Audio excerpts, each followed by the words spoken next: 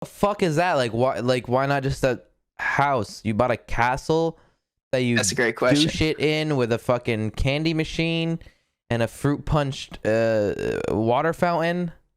Yeah. So after all that stuff happened, whatever, we're like, all right, we're moving on. How else can we make NRG bigger and better? And I hop on a call, and I'm kind of newer to the company, and it's with Andy and Brett and Jamie and some other people, and they're talking about doing a content house. And they're like, yo, what if we got Symphony and Mr. Savage and Svenas? We had Svenas. They'd all hate each other in the same house.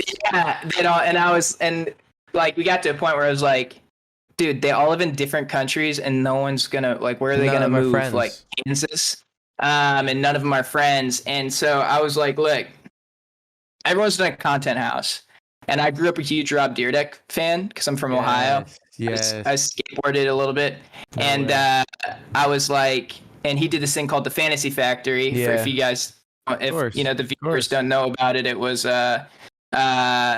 he basically wanted to take skateboarding from a subculture to the mainstream. So he built this crazy indoor skate park fun zone out of a warehouse. He called it the Fantasy Factory, and he invited like famous celebrities and rappers to come by and promote the skating scene.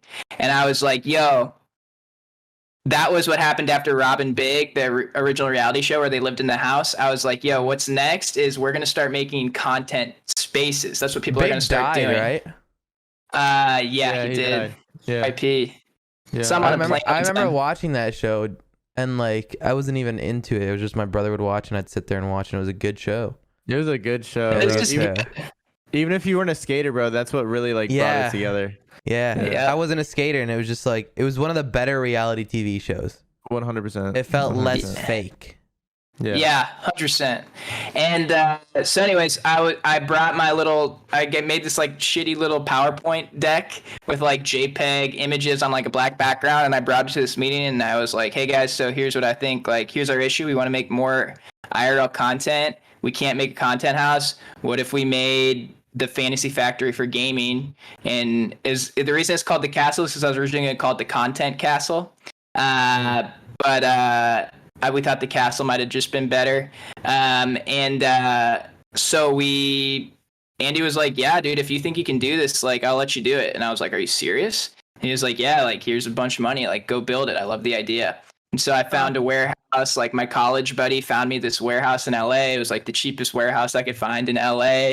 And then like I knew a friend of a friend who was like a set designer. He did like all these crazy sets for like The Voice and like all these Netflix shows. And I met with them, and I was like, yo, here's my vision. Can we make this happen? I met with a contractor, and then I like oversaw this like 30-person project in a warehouse, like all these people working, and just built out the castle. It would have been cool to have vlogged that.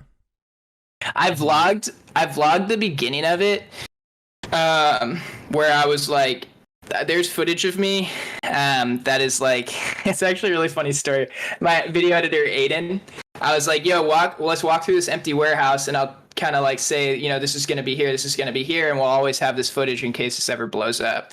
And I was having this like really sentimental moment on camera, like to the camera, and I was like, yeah, like I don't know, like I'm taking a huge risk.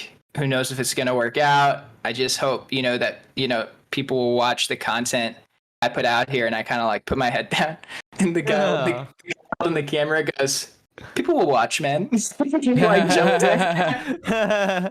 I was like, Aiden, it's for the vlog, for the footage. Like,